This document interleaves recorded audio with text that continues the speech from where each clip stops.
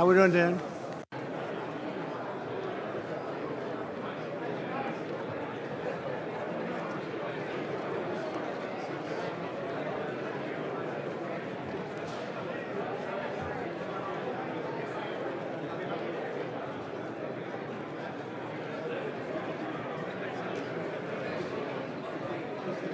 Mr.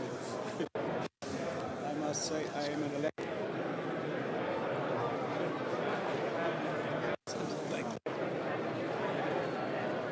I know only that.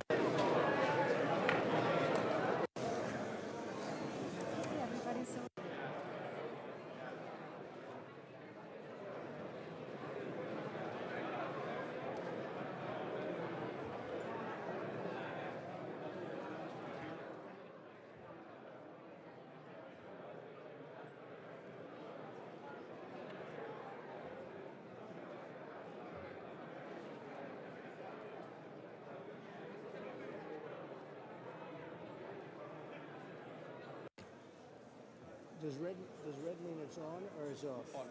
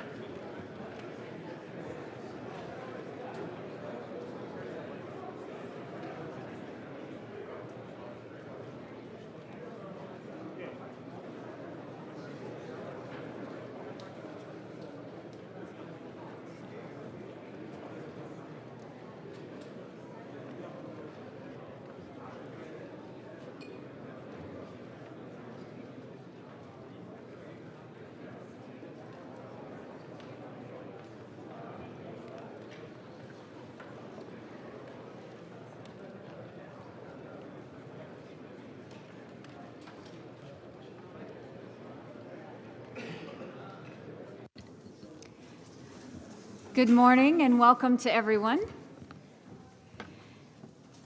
Thank you and welcome to an event that shows it truly is a new day at the United Nations. I thank you very much for being here. You should know that we had to get a bigger room to accommodate everyone here today, and that's a good problem. And that is one of the greatest signs of hope for the United Nations that we've seen since I've been here. The Declaration of Support for United Nations Reform began as a way to give momentum to Secretary General Guterres' efforts to bring greater efficiency, accountability, and transparency to the UN.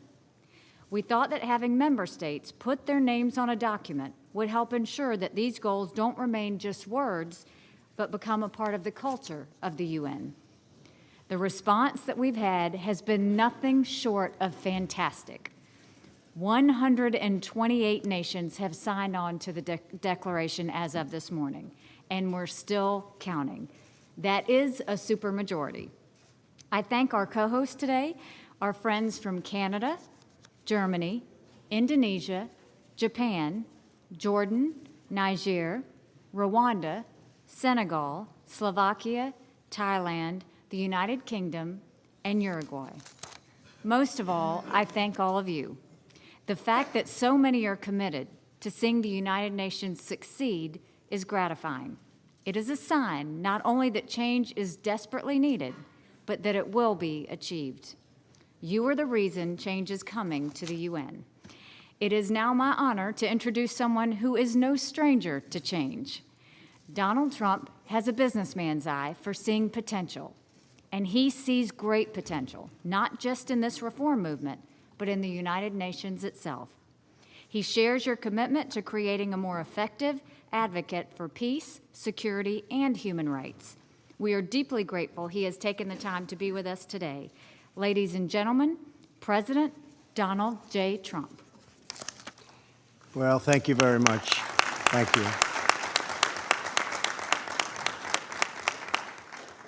I actually saw great potential right across the street, to be honest with you, and it was only for the reason that the United Nations was here that turned out to be such a successful project. So I want to thank you, Ambassador Haley, for your introduction and for your steadfast advocacy for American interests on the world stage. On behalf of the co-host countries, I would like to also thank Secretary General Guterres and you have been fantastic, for joining us, and we affirm our commitment to the United Nations reform, and reform is what we're talking about. I applaud the Secretary General for laying out a vision to reform the United Nations so that it better serves the people we all represent. We support your efforts to look across the entire system and to find ways the United Nations can better and be better at development, management, peace, and security. The United Nations was founded on truly noble goals. These include affirming the dignity and worth of the human person and striving for international peace. The United Nations has helped advance toward these goals in so many ways: feeding the hungry, providing disaster relief, and empowering women and girls in many societies all across the world. Yet in recent years, the United Nations has not reached its full potential because of bureaucracy and mismanagement. While the United Nations on a regular budget has increased by 140% and its staff has more than doubled since 2000, we are not seeing the results in line with this investment. But I know that under the Secretary General, that's changing, and it's changing fast, and we've seen it. That's why we commend the Secretary General and his call for the United Nations to focus more on people and less on bureaucracy. We seek a United Nations that regains the trust of the people around the world. In order to achieve this, the United Nations must hold every level of management accountable, protect whistleblowers, and focus on results rather than on process. To honor the people of our nations, we must ensure that no one and no member state shoulders a disproportionate share of the burden, and that's militarily or financially.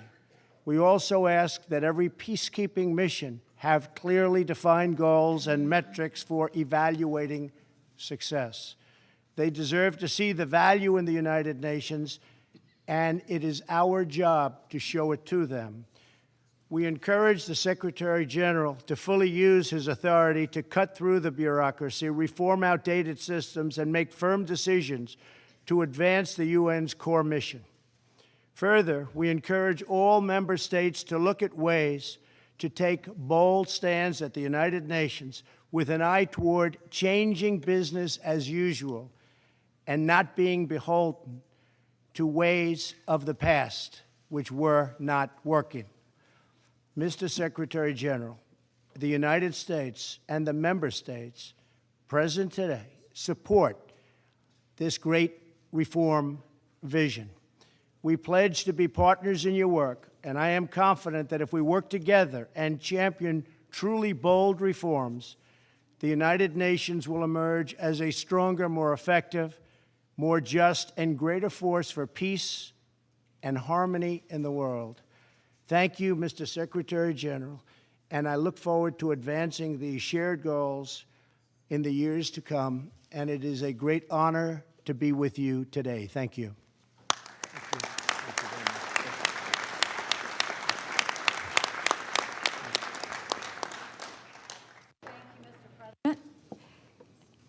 I came to the United Nations about the same time as the Secretary General. He and I share a mission to find value in the UN. We share the goal of a better United Nations, not a cheaper UN or a more expensive UN, not a smaller one or a bigger one, a better United Nations, an organization with the trust and the capability to deliver on its mandate to promote peace, security, and human rights. Over the past 8 months, he has been a partner and become a friend. His leadership brings us together today. Ladies and gentlemen, Secretary General Antonio Guterres.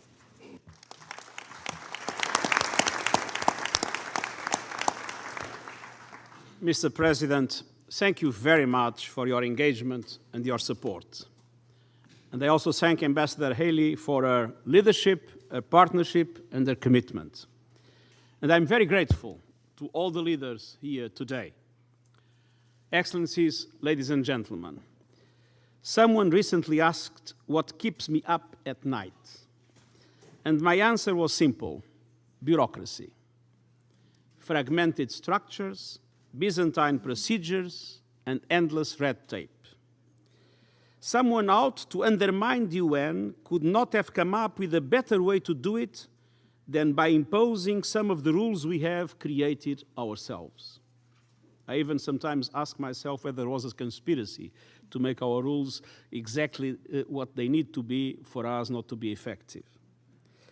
But above all, let us never forget that we are here to serve the people. People suffering in poverty or exclusion, people victimized by conflict, people whose rights and dignity are being denied, but also people with ideas and dreams who need a helping hand. Reform is for them. But reform is all for the hard-working taxpayers who underwrite all the crucial work we do. And reform is for everyone serving under the UN flag, all of whom deserve the conditions to do their vital job. To serve the people we support and the people who support us, we must be nimble and effective, flexible and efficient.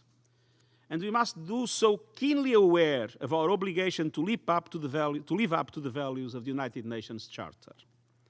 Together, we are making progress on a broad and bold reform agenda to strengthen the United Nations. We have launched a game-changing strategy to end sexual exploitation and abuse. We have embarked on plans to achieve gender parity in the UN, to protect whistleblowers and strengthen counterterrorism structures. And we are reforming our peace and security architecture to ensure we are stronger in prevention, more agile in mediation, and more effective and cost-effective in peacekeeping operations. We are reforming our development system to become much more field-focused, well-coordinated and accountable to better assist countries to the 2030 Agenda for Sustainable Development, our contribution to a fair globalization. And to underpin all these efforts, we are pursuing sweeping management reform to simplify procedures, to decentralize decisions with greater transparency, efficiency, and accountability. These efforts reinforce each other, and they are all grounded in overarching principles. We are a global organization. 90% of our personnel serve in the field, and we need to bring decision-making closer to the people we serve. Trust and empower managers, reform cumbersome and costly budgetary procedures, and eliminate duplicative structures. Mr. President, you often have said, and you repeat it today, that the UN has tremendous potential. All of us have the responsibility to make sure we live up to it. Our shared objective is a 21st century UN focused more on people, less on process, and as you rightly said, more on delivery, less on bureaucracy. We know that the true test of reform will not be measured in words in New York or world capitals. It will be measured through tangible results in the lives of the people we serve and the trust of those who support our work through their hard-earned resources. Value for money, while advancing shared values, that is our common goal. And I thank you very much for your support for these vital efforts. Mr. President, many thanks.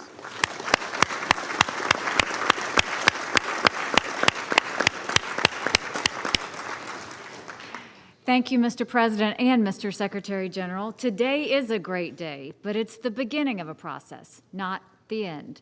There are 193 members of the United Nations. That means there are about 70 member states out there that have not yet signed the Declaration of Support for United Nations reform. Our mission leaving here today is to not be satisfied with less than a complete consensus on this reform agenda. We are always stronger when we speak with one voice, and the future of this institution is worth the extra mile. Our goal is to convince the delegations that have not yet signed the declaration to join the effort for a more efficient, accountable, and transparent UN. The United States believes we can make history by coming together as a true global community for reform. In the coming weeks and months, we will be considering the Secretary General's broader vision. This is an opportunity for all of us to seize this moment and ensure that the United Nations remains relevant. We must challenge traditional mindsets, inertia, and resistance to change. We will do this together. I hope we can count on your help. Thank you again, and let's make it a new day at the United Nations. Very good.